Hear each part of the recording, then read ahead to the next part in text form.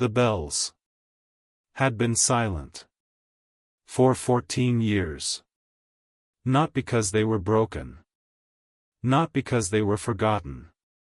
But because the last time they rang, someone was excommunicated. And someone else was never found. The abbot ordered the ropes tied and sealed. The bell tower was locked. The keys buried beneath the chapel stones. And the monastery returned to silence. A silence they welcomed, because sound had become a kind of fear. But silence does not last forever. And on a winter night, in the 14th year of their vow of quiet, the bells rang 3 times. No more. No less. No wind. No storm. No hands on the rope. Just sound. Deep, shaking, and perfectly spaced. 1, 2, 3. At midnight. And by morning, one of the monks was dead. He was found kneeling beside his cot, hands folded, eyes wide, mouth slightly open, as if about to speak. But no sound ever came. He was the youngest of the brothers, not by age, but by spirit, Brother Matteo. He tended the library. He lit the chapel candles. He spoke only when asked, and never asked anything in return. But that night, he was the first to hear it. The bells. He said he'd woken before they rang, as if something was already pressing against his ribs. He sat up, barefoot, and waited, not out of fear, but because he knew something had shifted. Then came the sound. 1, 2, 3. No echoes. Only weight, like stone on the soul. And when he stood, he realized no one else had heard them. The brothers slept. The wind was still. The ropes, he would later find, were still sealed. But he had heard them. Exactly at midnight. And so had Brother Thomas. The one who didn't wake. Again. They found Thomas kneeling. Not collapsed. Not fallen. Kneeling.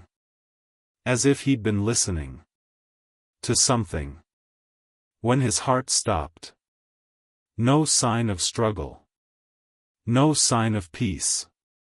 Just the faintest trace of something between fear and awe. On his face, the abbot ordered the body buried by nightfall. No funeral mass. No tolling of bells. That irony was not lost on Brother Matteo. And yet, when he passed the chapel that evening, he swore he heard the ropes sway once more, even though the tower door was still locked. The bell tower had not been opened in over a decade. The ropes, thick, frayed, and blessed in silence, were bound in 3 places with wax seals, and the sign of the cross. Brother Matteo had seen them himself. As a novice, the abbot said, they would never ring again. Until judgment. And yet, they had rung. He'd heard them. So the morning after, Brother Thomas was found. Matteo did something he had never done. He disobeyed. He waited until the others were in the orchard for midday labor. He crossed the cold stone hall to the bell tower door. It was still shut, still bolted, the lock unchanged. He breathed in, knelt, whispered a prayer with no name in it, then opened the heavy wooden door. It creaked like something waking that should have stayed asleep. Inside, dust swirled like ash. The light fell in stripes through broken panes. And the rope was still tied. Wax seals, unbroken, knots intact, unmoved. But the floor beneath it was different. Dark, damp, as if someone had stood there, or something had dripped from above. He looked up. No movement, no weight, no wind, just the iron bell, hanging in stillness, like an eye that watched, but never blinked. He closed the door, slower this time, and when he turned, he saw Brother Elias watching him from the end of the corridor. The old monk said nothing, only nodded once. Not in judgment, not in fear, but in understanding. That night, Matteo asked the abbot about the seals. The abbot refused to answer, only said, not everything that rings is meant to be heard, and not everything that hears is meant to stay. Brother Elias had seen many winters, most of them silent, some of them not. He had been there the last time the bells rang, 14 years ago, before the locks, before the vow never to speak of it again. And while the others buried memories like bones beneath stone, Elias remembered. Brother Matteo waited until dusk, when the halls were empty and the fire had dimmed. He approached the old monk by the cloister window, where Elias always sat. When the sun disappeared, the silence stretched between them. Then Matteo asked, why were the bells sealed? Elias closed his eyes, not in defiance, but in weariness. They rang. On a night like this, he said. No wind, no storm, no cause.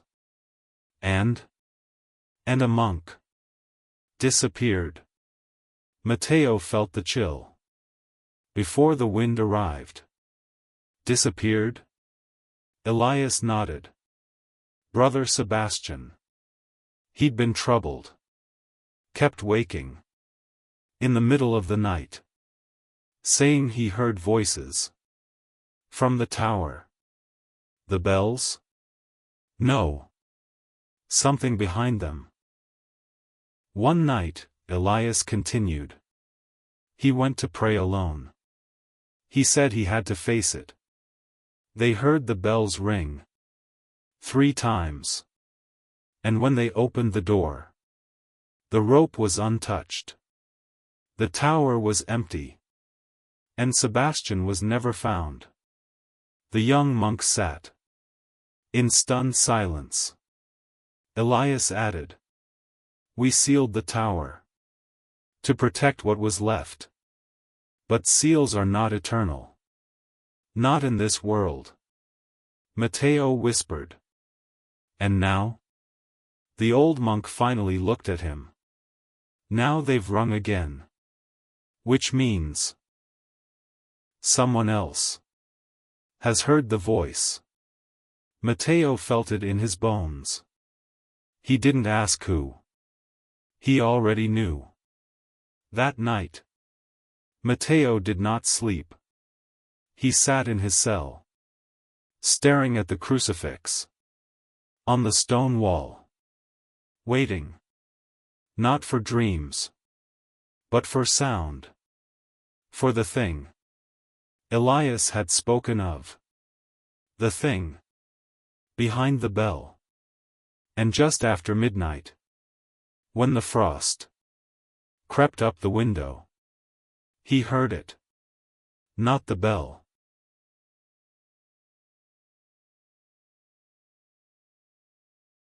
Something beneath it. A breath. It came like wind through wood. Like someone exhaling in a place no one stood. And with it, a whisper. Not in words, but in memory. He saw a face he hadn't remembered in years. His brother dying. He saw the chapel where they'd prayed as children, empty now. He saw himself kneeling, with no one listening. And in the silence, a promise. Come closer, and you will be heard. The next morning, his hands were trembling. He didn't tell the abbot. Didn't tell Elias. He went to the garden. Alone. He sat among the thorned vines. And tried to pray. But only one word formed in his mouth. Why? And from behind him, a voice answered. To remind you what silence costs. He turned. No one was there. Only the sound of rope swaying high above in the locked tower, and the faintest smell of candle smoke. But no candles had been lit. Not since Brother Thomas had died. The second death came quietly. No bells. No whisper. No warning. Just a door, half open, when it should have been sealed. And a monk, Brother Elias, lying beside the altar, in the dark, with his eyes still open. His hands were not folded. His lips were parted, as if caught mid-sentence. But no one heard what he was trying to say. Only one thing was certain. He had not died in sleep. There were scratches on the stone where his fingers had dragged.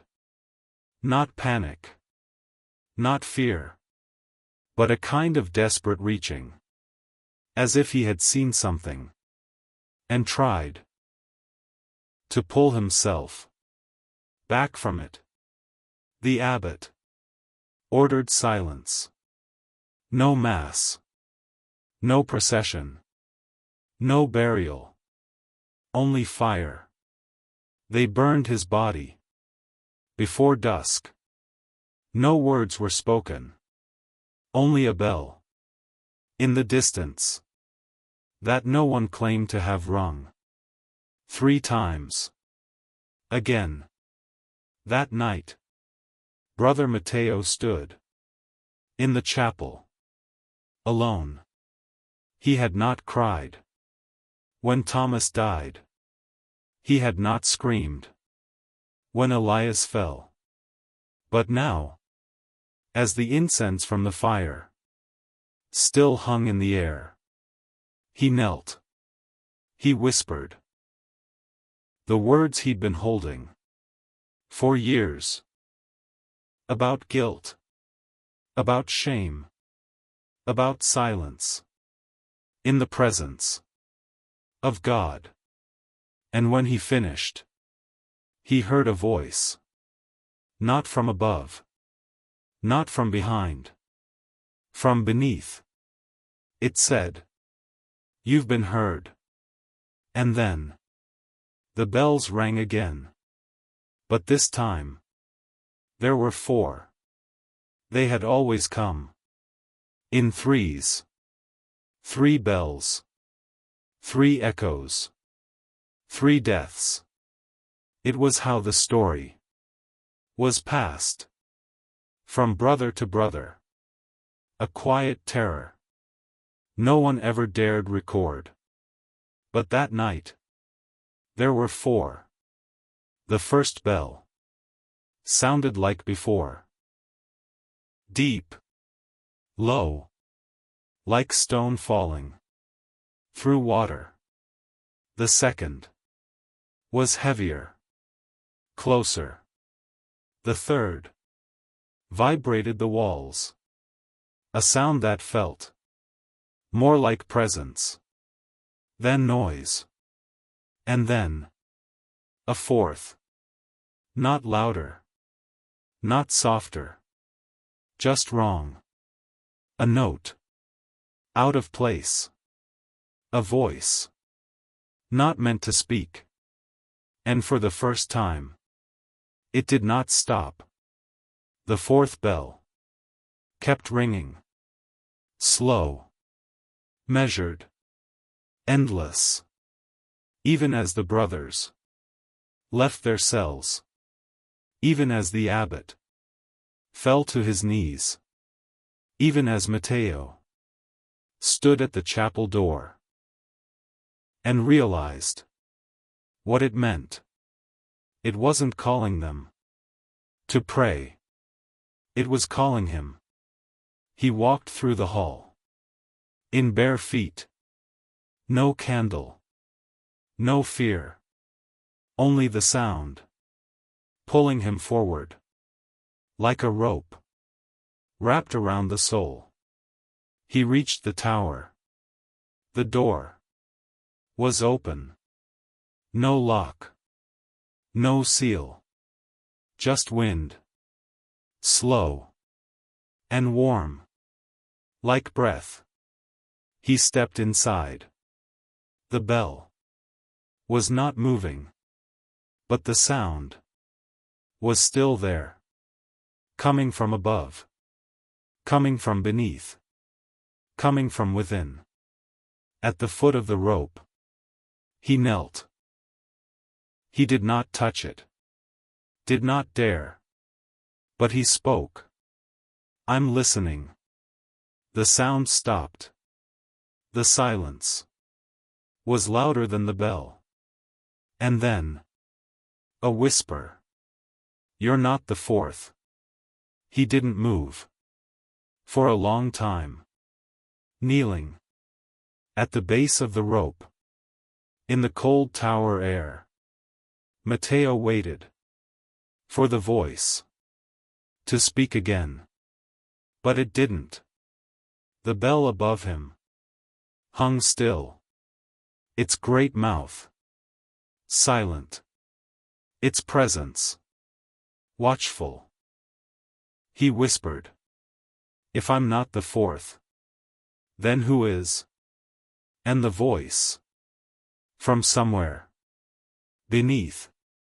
The stones of the tower. Answered. The fourth is the one who stays. At dawn, the brothers found the tower door shut, sealed. The rope was coiled neatly on the floor. The wax was restored. The lock recast. No one remembered sealing it. No one had the key. And Brother Matteo was gone. No body. No trail. No name spoken aloud. Only silence. And the bells, which never rang again. Some say he left the monastery, that he walked into the hills, and lived as a hermit, burning his robe, and forgetting his vows. But others, the older monks, the ones who listened for things no one dared name, believed something else. That the bells had not been a warning, not a curse, not even a death toll, but a calling. And that every few generations, someone must enter the silence. Not to be heard, but to stay. And so they let the story fade. The tower was bricked. The name Matteo was never spoken again. But sometimes, when the wind was wrong, and the valley too quiet, the youngest monks would wake in the middle of the night and swear they heard it. Just one bell. Not 3. Not 4. Just one. Ringing. For the one who stayed.